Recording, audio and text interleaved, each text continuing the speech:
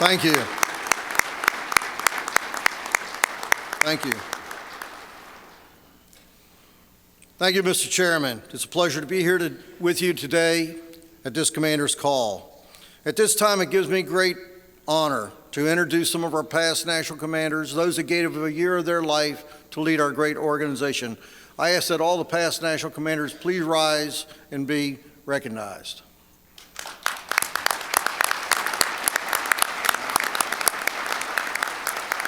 Thank you. Thank you, gentlemen, for your steadfast leadership and support of this organization. It is an honor to follow in your footsteps. Next, I would like to introduce my national vice commanders. Douglas W. Woodell of Colorado.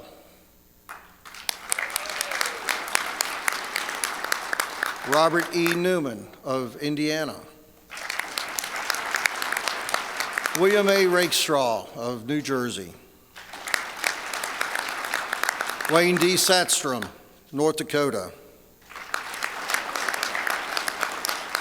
Paul E. Dillard of Texas. I'm extremely proud of them, and you should be too. They will be right there by your sides as we deliver the American Legion's legislative priorities to our legislators.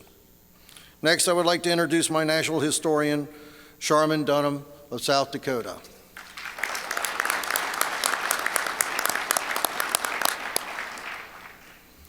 More than 1.2 million servicemen and women are coming home in the next 4 years to make the transition from active duty service to lives as civilian veterans, many of them greatly changed by their wartime experiences. At the same time, millions of proud veterans from World War II, Korea, Vietnam, and the First Gulf War are aging and looking to the American Legion to fulfill our nation's promise and support and gratitude for their sacrifices. Those sacrifices have purchased the freedoms and protections that will make the United States the strongest, safest, and most prosperous nation on the planet.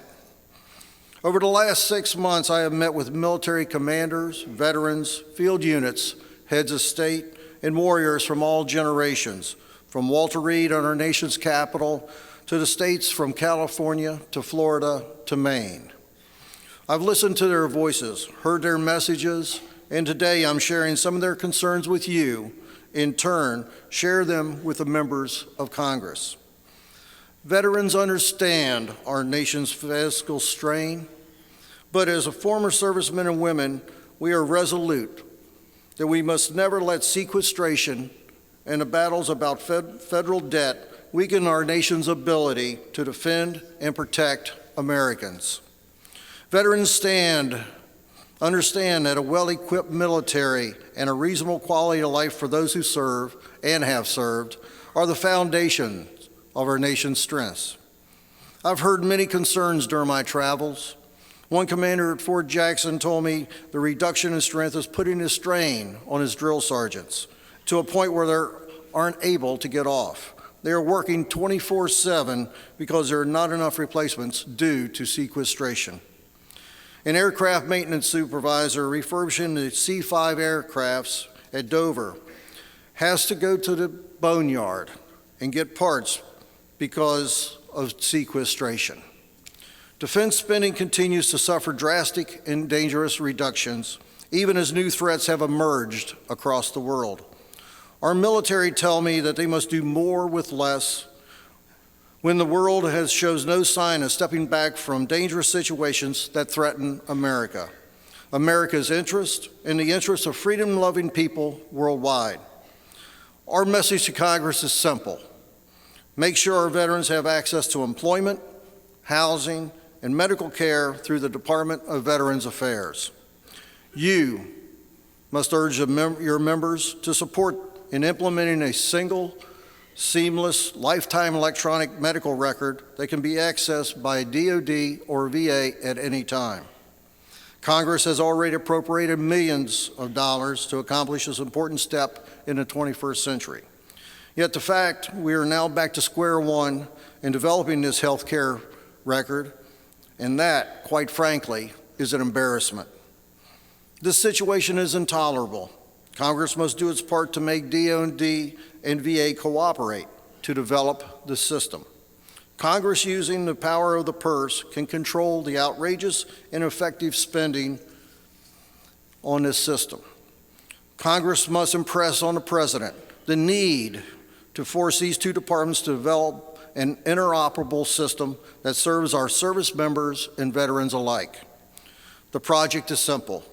From the day a service member takes the oath of office and passes that initial physical exam, the VA must be aware that that's service member's health care record. Why?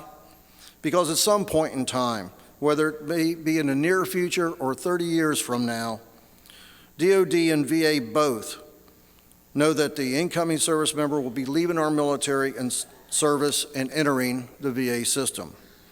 You may hear your member of Congress argue about committee jurisdiction on an issue like this because it crosses from one committee to another. In this case, the American Legion believes it is imperative that members of Veterans Affairs Committee, and this applies especially to those members who also served on the Armed Services Committees, voice these cross-jurisdictional concerns. They must work diligently to ensure the Department of Defense does its best to prepare service members for their eventual return to civilian life with the honorable title of veteran. The American Legion is particularly concerned that the Armed Services Committees are neglecting to adequately address these failures by the Department of Defense. You must impress on your members that they must respect that the American Legion's concern is for both servicemen, women, and veterans, because they are the same patient. They are suffering because the two departments are failing to resolve these important matters. Congress must be the voice for these people.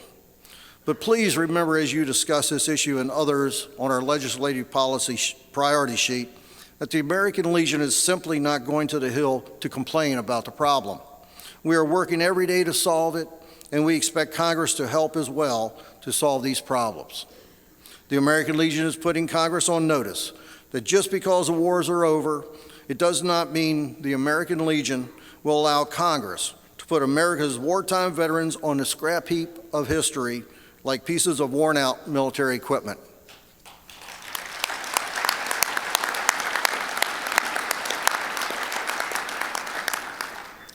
The American Legion asked Congress to stop jumping the gun on benefits reform. In fact, we want Congress not to address compensation and retirement legislation at all this year. Sound strange? Congress established the Military Compensation and Retirement Modernization Commission to review the military compensation and retirement systems. Their report is due out next February. Let them do their job. However, the American Legion will be watching the recommendations from the report, and we will not allow Congress to reduce the hard-earned benefits of our veterans. We believe those benefits were earned by those veterans because of their honorable and selfless service to this country. Those earned benefits are, in fact, part of the nation's war bill, and that bill must be paid by the American people.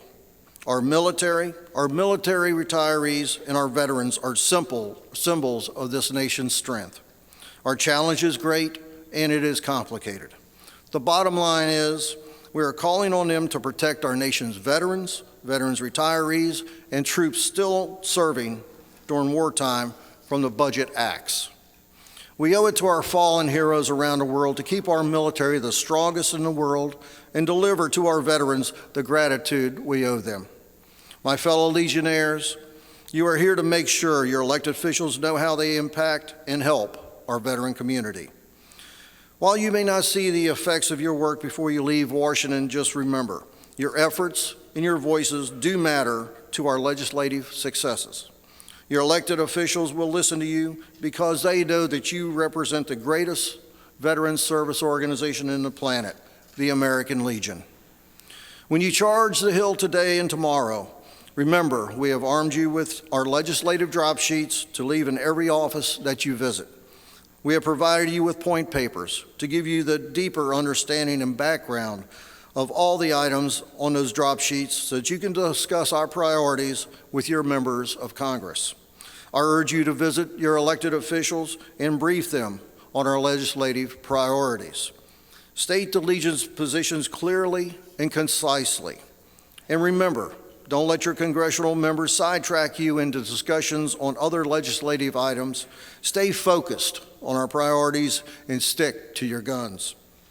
If they ask you for more information on the Legion positions, let them know that we have an exceptional team here in Washington, willing to work with them and their staffs as long as it's necessary to get the job done. Today, our nation's military and veterans are facing a number of critical challenges. It is your job to let the members of Congress know the American Legion's positions on how the nation can resolve those challenges.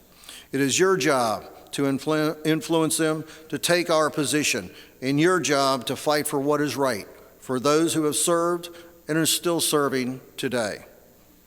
This conference will soon be over, but the impact of this week's discussions on Capitol Hill will be felt for generations, helping to improve the lives of the past, present, and future veterans. Thank you for all that you do in support of veterans and their families and your communities in this great country. May God bless you all. God bless our troops everywhere, and God bless the United States of America. Thank you.